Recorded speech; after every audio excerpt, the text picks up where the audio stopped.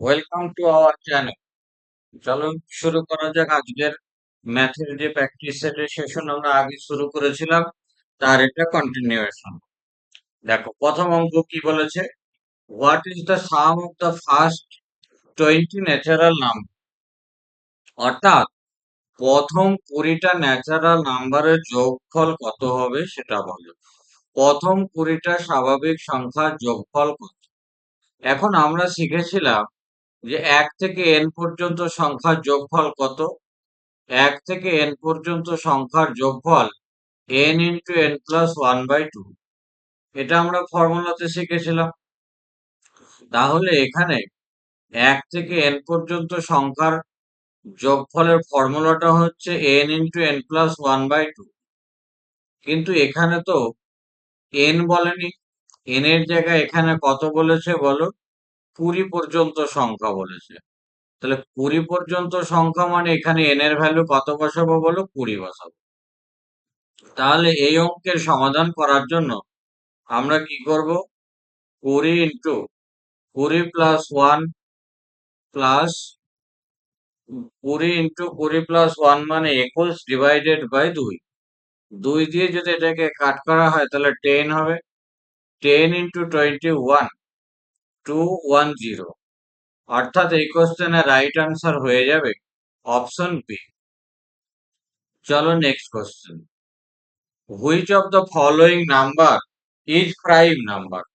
কোন নাম্বারটা prime number. তাহলে আমরা দেখব যে প্রাইম নাম্বার বলতে কাকে বলবে। প্রাইম নাম্বার কাকে বলা হয়, যার দুখানা ফ্যাক্টর থাকবে। যার কি থাকবে বলো, টু ফ্যাক্টর। যার টু ফ্যাক্টর থাকবে, অর্থাৎ যে কোনো একটা নাম্বারের যদি দুটো উৎপাদক থাকে তাহলে তাকে প্রাইম নাম্বার বলবো।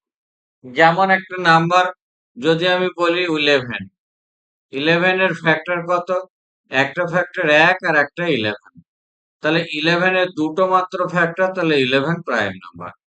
দুটোর কম ফ্যাক্টর হলেও প্রাইম নাম্বার হবে না, দুটোর বেশি ফ্যাক্টর হলেও প্রাইম নাম্বার হবে না। একদম ডট দুটো ফ্যাক্টর যার থাকে তাকে প্রাইম নাম্বার বলা হয়। তাহলে আমরা যদি দেখি 91, 91 এর একটা ফ্যাক্টর 1, 91 এর একটা ফ্যাক্টর হচ্ছে 7, একটা ফ্যাক্টর হচ্ছে 13, আর একটা ফ্যাক্টর 91 নিজেই। অর্থাৎ 91 এর চারখানা ফ্যাক্টর আছে, তাহলে 91 কখনো প্রাইম নাম্বার হতে পারে না। 87 যদি দেখি, তাহলে 87 এর একটা ফ্যাক্টর 1, এই একটা হচ্ছে 3, আর একটা হচ্ছে 29, আর একটা হলো কত বলো, 87। তাহলে অপশন বি কখনো আনসার হতে পারে না। 81 এর আমরা জানি একটা ফ্যাক্টর 1, একটা ফ্যাক্টর 3, একটা 9, একটা 27, এরকম আমরা জানি যে আর একটা 81 নিজেই।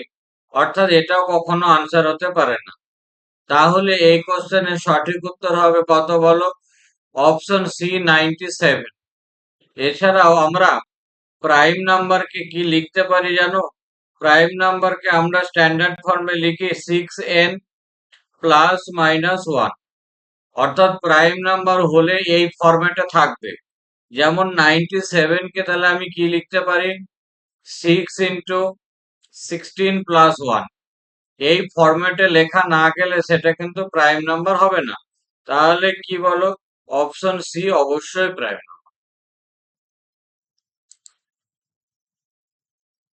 কত, question number 3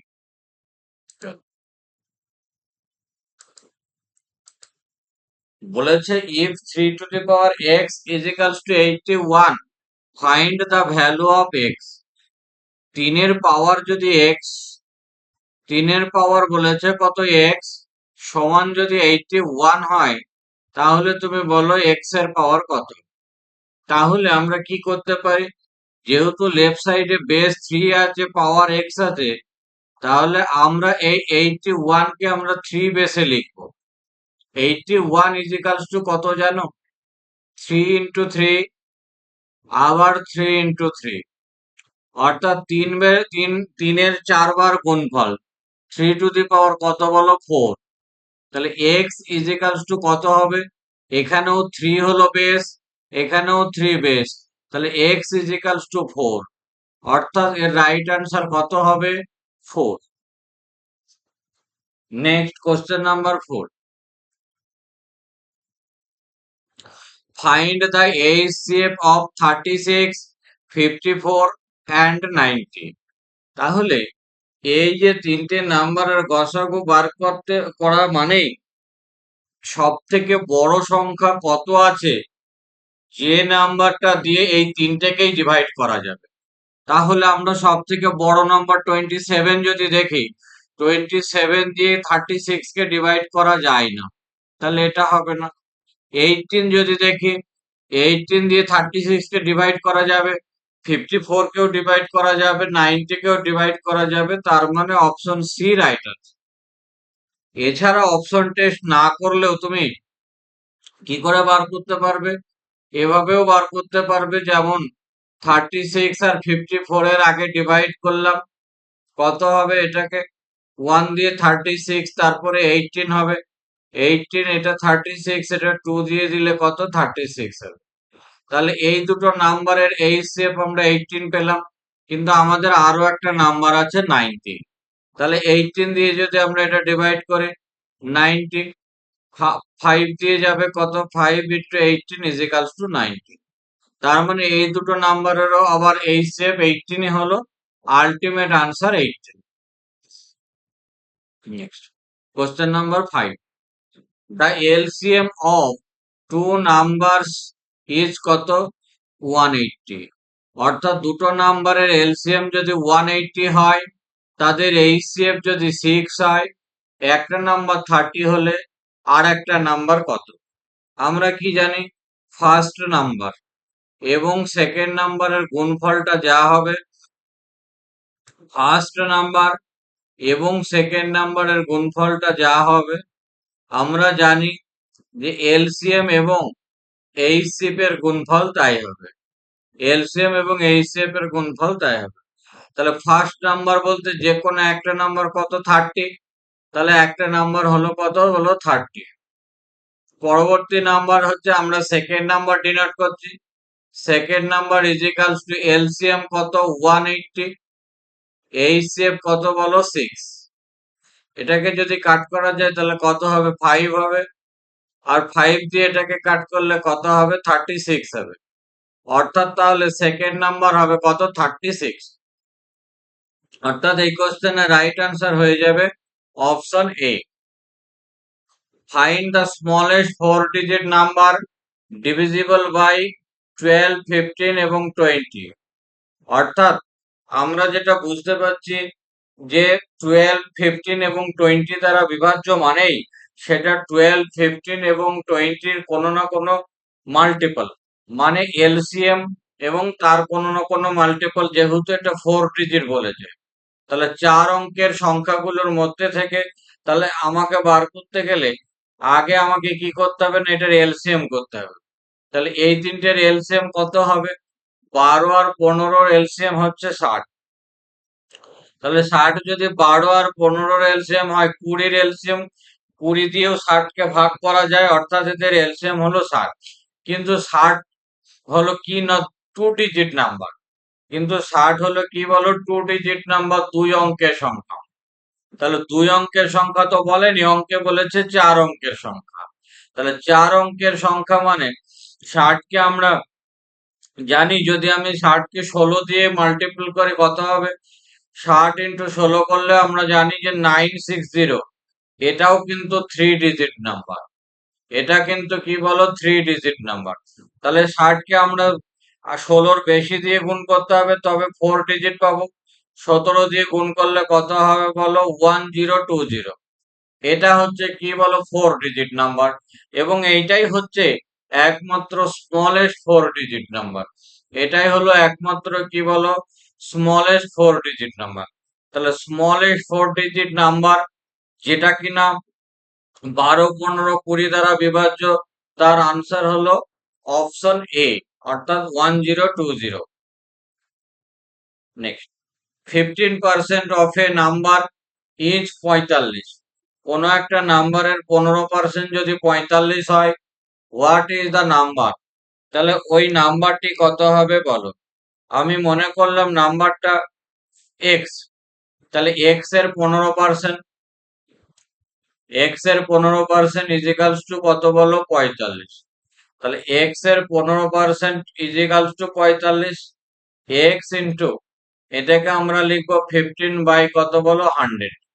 x into 15 by 100 equals to 45। এখন এই 15 দিয়ে যদি 45 কে কাট করি তাহলে কত হবে, 3 হবে। তাহলে x equals to 3 into 100, 3 into 100 করলে কত হবে বলো, 300। তাহলে এক্স এর ভ্যালু আমরা বলতে পারি কত, 300। Next question number 8, if A's income is 25% more than B। আচ্ছা, এই 25% এর ফ্র্যাকশন ভ্যালু কত হবে, 25% ইজ ইকালস টু 1/4। অর্থাৎ এ এর ইনকামটা হচ্ছে বি এর থেকে 1/4 বেশি। 1/4 বেশি বেশি মানে আমি বলতে পারি বি এর ইনকাম যদি 4 হয় তাহলে এ এর ইনকাম 1 বেশি। এখানে বলেছে how much percent B is income less than A is income. তার মানে এখানে বি এর ইনকামটা নিশ্চয় এর থেকে কম। বি এর ইনকাম এর থেকে কত কম, 1 কম। তাহলে 1 কম হলে 1 ওপরে, যার থেকে কম সেটা নিচে, আর পার্সেন্টেজের জন্য 100 মাল্টিপ্লাই করতে হবে। তাহলে 1/5 ইন্টু 100 ইজ ইকুয়ালস টু কত বলো, 20%। অর্থাৎ এই কোশ্চেনের রাইট অ্যান্সার হয়ে যাবে কত, 20%। Next question number 9, the average of 5 consecutive number is 18, find the largest number। তাহলে 5টা পরপর সংখ্যার গড় হলো কত বলো, 18। আমরা জানি যে এরকম কনজিকিউটিভ নাম্বারের যেটা মিডিল নাম্বার হয় সেটাই হলো গড়। তাহলে আমরা 5টা নাম্বারের মধ্যে যেটা গড় বলেছে সেটাই আমরা মিডিল নাম্বার বলবো, কারণ যেটা মিডিল নাম্বার হয় সেটাই কিন্তু অ্যাভারেজ হয়। মিডিল নাম্বার কত, 18। তাহলে ডান দিকের নাম্বার গুলোকে আমি 1 বাড়াতে বাড়াতে লিখবো, আর বাঁ দিকে যে নাম্বার গুলো সেগুলো 1 কমিয়ে কমিয়ে লিখবো। তাহলে যে সিরিজটা আমরা পেলাম এটাই হচ্ছে সেই সিরিজ যার কিন্তু অ্যাভারেজ কত, 18। তাহলে লার্জেস্ট নাম্বার কত হবে, এখানে লার্জেস্ট নাম্বার হবে 20। অর্থাৎ এই কোশ্চেনের right answer option C, 20। The average weight of 10 student is 40 KG. অর্থাৎ 10টা স্টুডেন্টের অ্যাভারেজ কত বলো, 40 কেজি। 10 জন স্টুডেন্টের অ্যাভারেজ হলো 40 কেজি। একজন নিউ স্টুডেন্ট যোগদান করেছে, এর ফলে দ্য অ্যাভারেজ বিকামস কত বলো, 41 কেজি।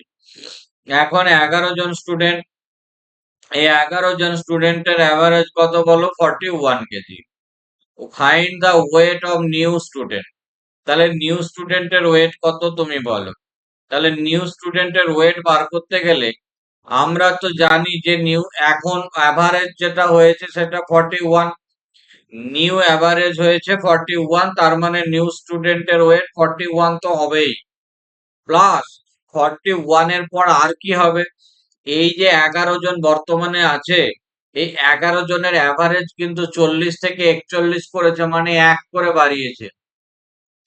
1 বাড়িয়েছে আর 11 জনের মাথা পিছু বাড়িয়েছে, অর্থাৎ এর বয়স ওজন আরো 11 বেশি।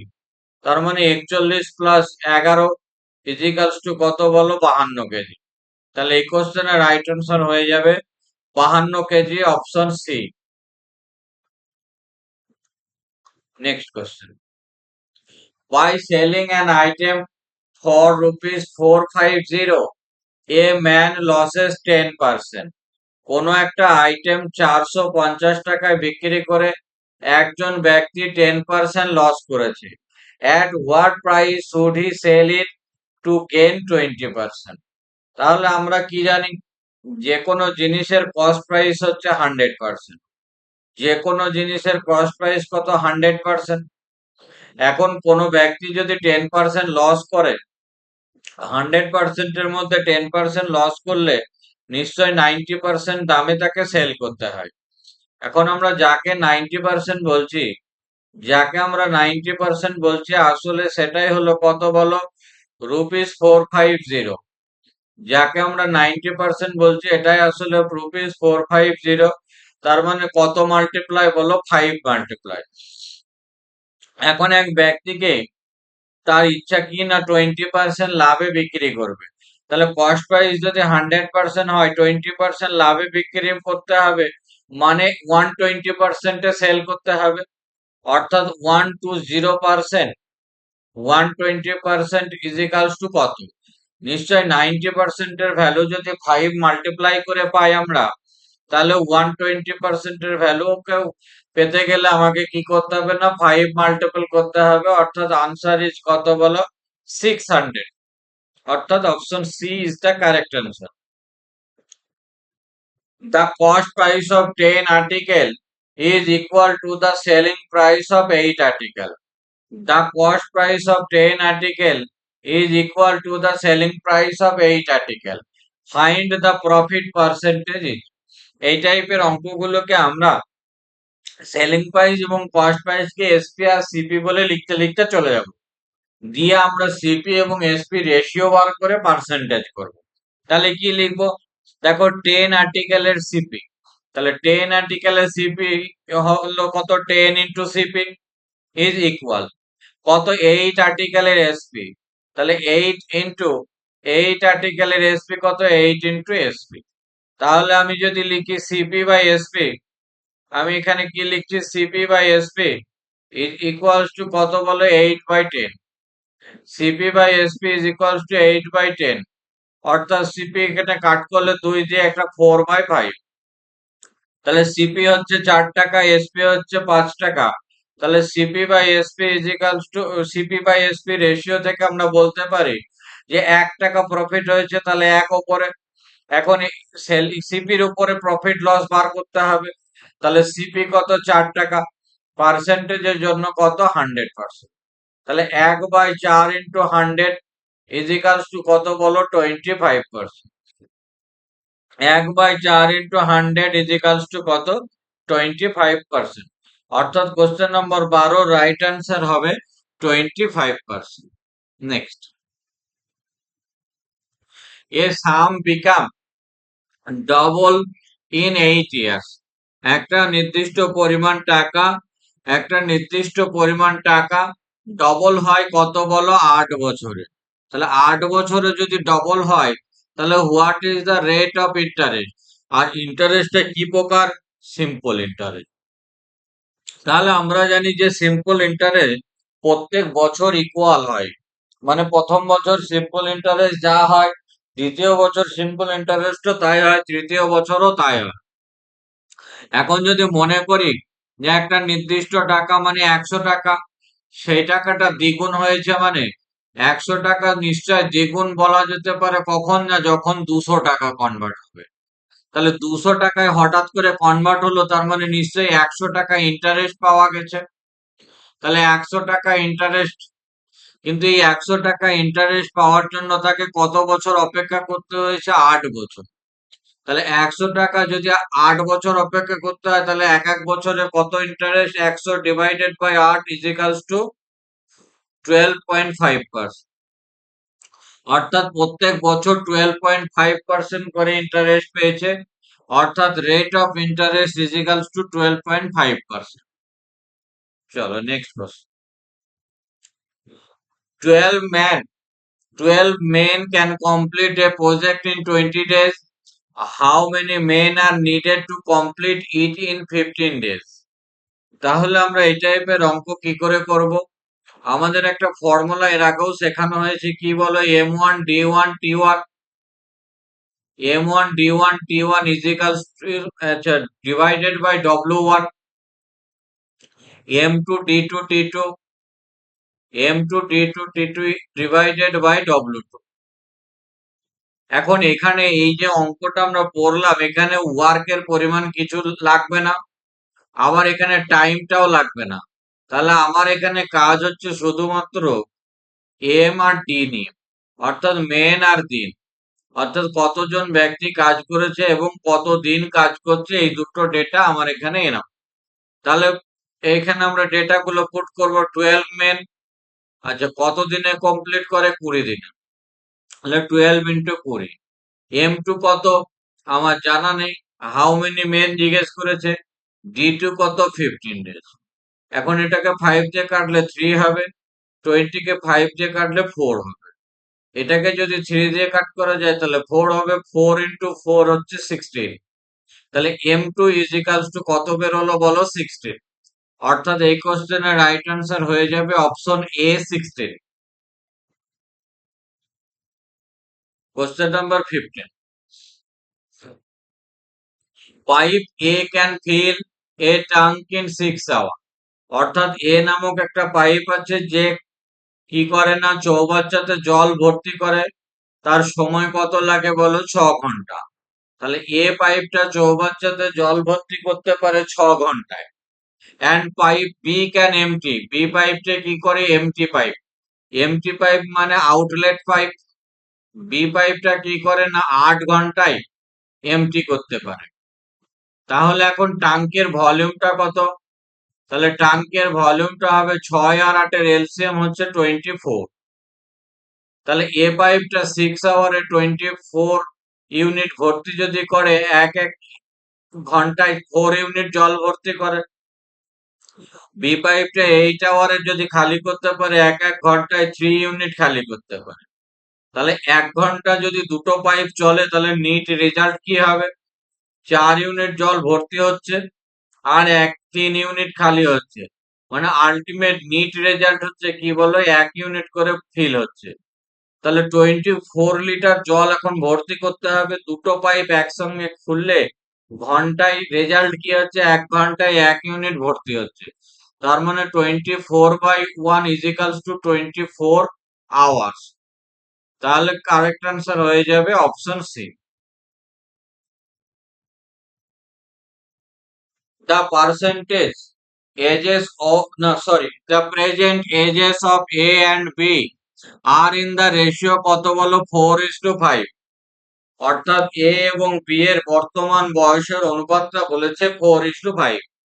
After 5 years the ratio becomes 5:6। 5 বছর পরে তাদের বয়সের অনুপাত কত হবে? 5:6। Find the present ages of A. তাহলে আমরা এই টাইপের অঙ্কগুলো করার জন্য দেখে নেব এ আর বি এর বর্তমান বয়সের অনুপাত কত? 4:5। এটাই বলেছে 5 বছর পর তাদের বয়সের অনুপাত হবে। এ আর বি এর বয়সের অনুপাত কত হবে 5 বছর পর? 5 বছর পর তাদের বয়সের অনুপাত হবে 5:6। তার মানে এই যে 5 বছর কেটে গেল, এই 5 বছরে এ এর বয়স 4 থেকে 5 হয়েছে, অর্থাৎ 1 ইউনিট বেড়েছে। বি এর বয়স 5 থেকে 6 হয়েছে, মানে 1 ইউনিট বেড়েছে। অর্থাৎ রেশিওতে 1 ইউনিট বৃদ্ধি পাওয়া মানে আসলে কত বছর বলো? 5 বছর। তাহলে রেশিওতে 1 ইউনিট বৃদ্ধি পাওয়া মানেই হচ্ছে 5 বছর। তাহলে রেশিওর 1 ইউনিট মানে 5 বছর। অর্থাৎ 5 মাল্টিপ্লাই করলে আমরা রিয়েল ভ্যালুটা পাবো। এখন আমাদের বলেছে যে এ এর বর্তমান বয়স কত। তাহলে এ এর প্রেজেন্ট এজ কত বলো? 4। তাহলে 4 ইউনিটের ভ্যালু কত হবে? তাহলে 4 ইউনিটের ভ্যালু আমরা কি করে পাবো? নিশ্চয় 4 ইউনিটকেও আমরা 5 দিয়ে মাল্টিপ্লাই করব। 5 দিয়ে মাল্টিপ্লাই করলে কত হবে বলো? 20 ইয়ার্স। 20 ইয়ার্স হলো এই কোশ্চেনের right answer. Next question number 17। 17 কি বলেছে? ইন এ 60 লিটার মিক্সচার, অর্থাৎ 60 লিটার একটা মিশ্রণ। কিসের মিশ্রণ? দুধ আর জল। তার অনুপাত কত? 2:1। মিশ্রণে আর কত লিটার জল মেশালে অনুপাত 1:2 হবে? তাহলে আমরা দেখব যে প্রিভিয়াস, অর্থাৎ আগের কি অনুপাত ছিল। প্রিভিয়াস যদি দেখি, মিল্ক এবং ওয়াটারের রেশিওটা হলো 2:1। তাহলে আগে মিল্ক আর ওয়াটারের রেশিও 2:1 ছিল। নাও এখন মিল্ক আর ওয়াটারের রেশিও কত? এখন যদি দেখি তাহলে মিল্ক আর ওয়াটারের রেশিও হচ্ছে 1:2। তাহলে 2:1 থেকে 1:2 হলো। এর কারণটা কি? কারণ হলো এর কারণ হলো যে কি না কিছু অ্যাড করা হয়েছে, ওয়াটার অ্যাড করা হয়েছে।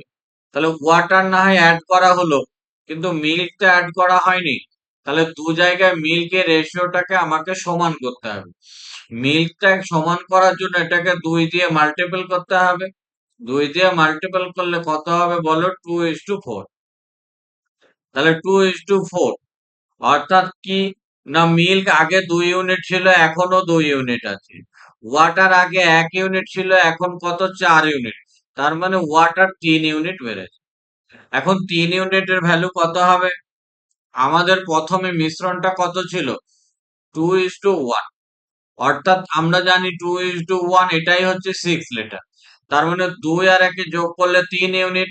এই 3 ইউনিটের ভ্যালুই হচ্ছে কত বলো? 60 লিটার। এই 3 ইউনিটের ভ্যালু যদি 60 লিটার হয়, তাহলে আনসার হচ্ছে অপশন বি। অর্থাৎ কোশ্চেন নাম্বার 17 এর রাইট আনসার হবে option B. Next question number 18। Find the perimeter of rectangle whose length is 12 centimeter and breadth is 8 centimeter. তাহলে তোমাকে পেরিমিটার বার করতে হবে। আমরা রেক্টাঙ্গুলার পেরিমিটারের ফর্মুলা কি জানি? Perimeter perimeter is equals two 2 into কি বলো? দৈর্ঘ্য প্লাস প্রস্থ। 2 গুণ দৈর্ঘ্য প্লাস প্রস্থ। তাহলে 2 গুণ দৈর্ঘ্য প্লাস প্রস্থ। এখানে যে যে ডেটাগুলো সেগুলো আমরা বসিয়ে দিলেই পেয়ে যাব। 2 ইন্টু দৈর্ঘ্য কত বলো? 12 সেন্টিমিটার। প্রস্থ কত বলো? 8 সেন্টিমিটার। 2 ইন্টু 12 যোগ 8 মানে কত? 20। তাহলে 2 ইন্টু 20 ইজ ইকালস টু কত বলো? 40 centimetre. 2 into 20 is equals to কত বলো? 40 centimetre. 40 centimetre is the right answer. Next question number 19. Find the volume of a cube whose side is 5 centimetre. অর্থাৎ কিউবের কিছু ফর্মুলা আমাদের মেমোরিতে রাখতে হবে। কিউবের যদি সারফেস এরিয়া জিজ্ঞেস করে, তাহলে কত হবে বলো? Total surface area. কিউবের টোটাল সারফেস এরিয়া যদি জিজ্ঞেস করে, তাহলে বলবে 6 ইন্টু এ স্কোয়ার। এখন ল্যাটেরাল সারফেস এরিয়া যদি জিজ্ঞেস করে, তাহলে হবে 4 ইন্টু এ স্কোয়ার। কিউবের যদি ভলিউম জিজ্ঞেস করে, তাহলে হবে এ কিউব। প্রত্যেকটা জায়গায় এ হলো কি বলো? এ হলো হচ্ছে বাহুর দৈর্ঘ্য। কিউব বা ঘনকের বাহুর দৈর্ঘ্য। এ হলো ঘনকের বাহুর দৈর্ঘ্য। তাহলে বাহুর দৈর্ঘ্য কত? 5 সেন্টিমিটার। আমরা জানি আয়তন ইজ ইকালস টু কি বলো? আমরা জানি আয়তন সমান হচ্ছে এ কিউব। এ কিউব বলতে এখানে এ এর ভ্যালু কত? 5। এর মান যদি 5 হয়, তাহলে 5 এর কিউব করলে কত হবে বলো? 125 সেন্টিমিটার কিউব। অর্থাৎ এই কোশ্চেনের রাইট আনসার হয়ে যাবে option B. Next question number 20। What is the value of sine theta sine 30 degree plus cos 60 degree? আমরা সাইন এবং কস বলে কথা নয়, sine, cos, tan, cot, sec, cosec সকলের সমস্ত অ্যাঙ্গেল গুলারই 0 ডিগ্রির ভ্যালু কত? 30 ডিগ্রির ভ্যালু কত? 45 ডিগ্রির ভ্যালু কত? 60 ডিগ্রির ভ্যালু কত? 90 ডিগ্রির ভ্যালু কত? এটা আমরা মেমোরিতে রাখি। তাহলে এখানে আমরা যদি দেখি, সাইন 30 ডিগ্রির ভ্যালু কত জানো? 1/2। সাইন 90 ডিগ্রির ভ্যালু 1। সাইন 0 ডিগ্রির ভ্যালু 0। সাইন 45 ডিগ্রির ভ্যালু হচ্ছে 1/√2। আর সাইন 60 ডিগ্রির ভ্যালু হচ্ছে √3/2। এটাই যদি আমাকে বলা হয় কস এর ভ্যালু বার করতে, তাহলে কস 0 ডিগ্রির ভ্যালু 1 হয়ে যাবে। কস 30 ডিগ্রির ভ্যালু হচ্ছে √3/2 হবে। কস 45 ডিগ্রির ভ্যালু কিন্তু একই হবে, সাইন 45 ডিগ্রির মতো। কস 60 ডিগ্রির ভ্যালু হবে 1/2। কস 90 ডিগ্রির ভ্যালু হবে 0। তাহলে আমরা এখান থেকে কি করে বার করব? দেখো আমাকে বলেছে সাইনের 30 ডিগ্রি, তাহলে সাইন 30 ডিগ্রি মানে 1/2। আর কি বলেছে cos 60 ডিগ্রি, কসের 60 ডিগ্রির ভ্যালু কত? 1/2। তাহলে সাইনের cos 30 ডিগ্রি 1/2, কসের 60 ডিগ্রি হলো 1/2। তাহলে 1/2 1/2 যোগ করলে কত হবে? 1 হবে। অর্থাৎ এই কোশ্চেনের right answer option B. Next বলেছে three partner share the profit in a business in the ratio কত? 8:7:5। অর্থাৎ তিনজন অংশীদার একটা ব্যবসায় তাদের লভ্যাংশ 8, 7 এবং 5 অনুপাতে ভাগ করে নিয়েছে। তারা যদি যথাক্রমে 7 মাস, 8 মাস এবং 14 মাসের জন্য তাদের মূলধন বিনিয়োগ করে, তাহলে মূলধনের অনুপাত কত? তাহলে আমরা এই টাইপের অঙ্কগুলো কি করে করব? দেখো আমরা শিখেছি প্রফিট কি করে ভাগ করে, অর্থাৎ profit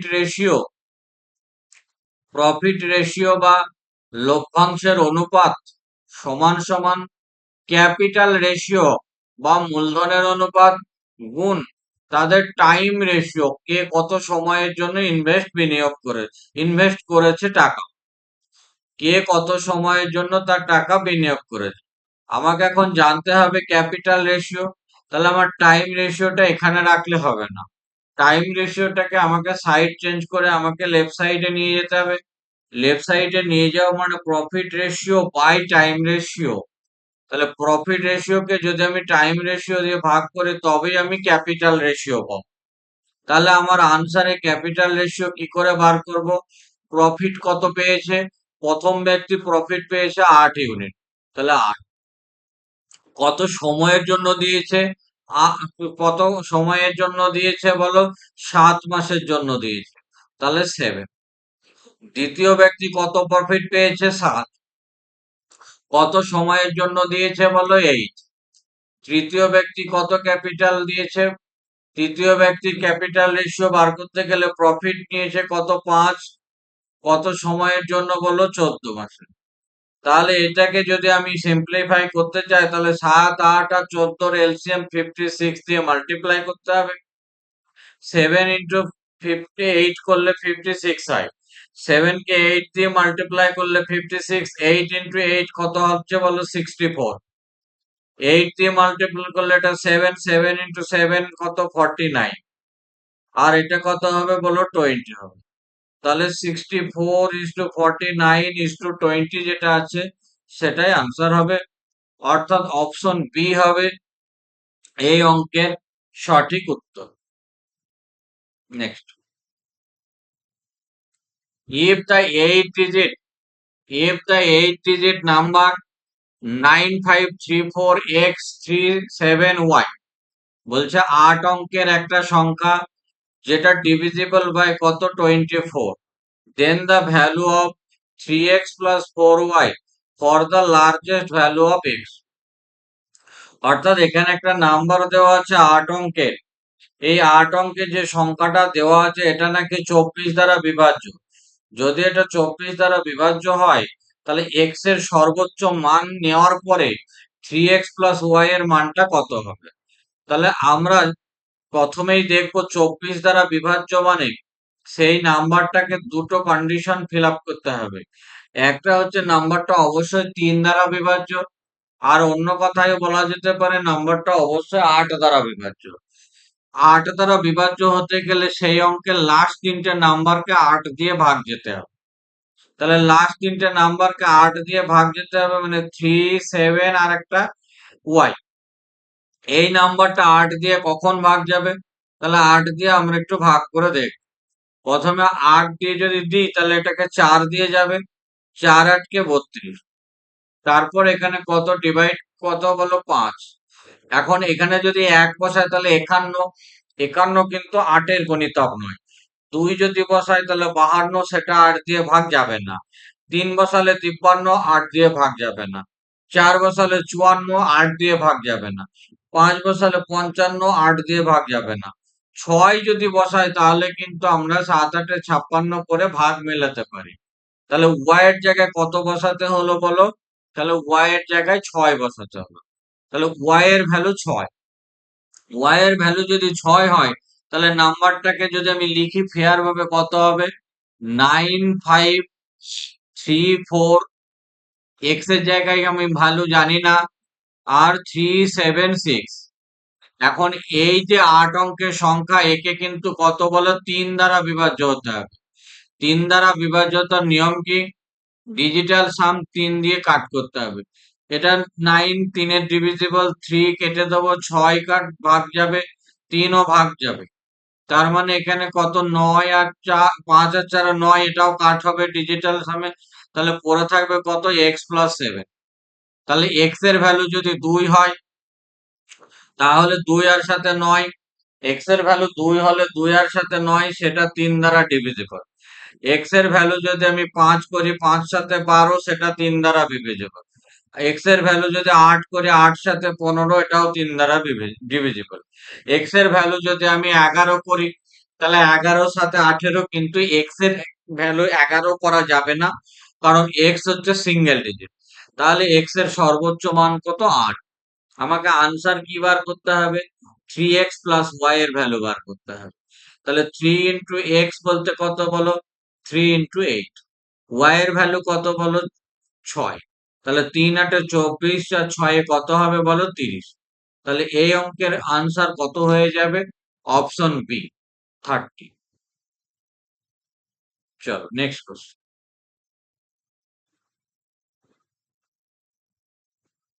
question number 23। The price of cooking oil increased by 25%। অর্থাৎ কুকিং অয়েলের দাম 25% বেড়েছে। Find how much percentage a family must reduce it consumption in order to maintain the same budget. তাহলে ইউনিভার্সাল ফর্মুলায় আমরা অঙ্কটা কিভাবে করব?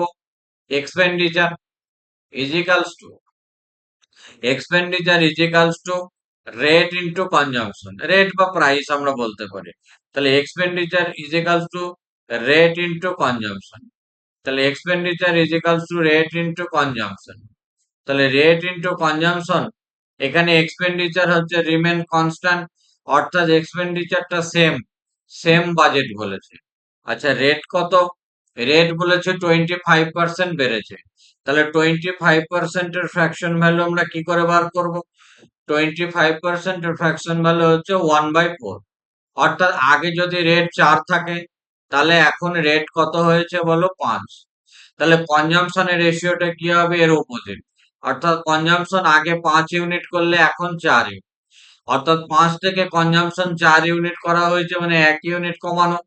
1 কমানো মানে 1 ওপরে, 4 থেকে কমানো সেটা নিচে, আর পার্সেন্টেজের জন্য একবার 100। অর্থাৎ 1/5 ইন্টু 100 ইজিক্যালস টু কত বলো? 20%। অর্থাৎ এই কোশ্চেনের রাইট অ্যান্সার হয়ে যাবে কত বলো? 20%। Next question number 24।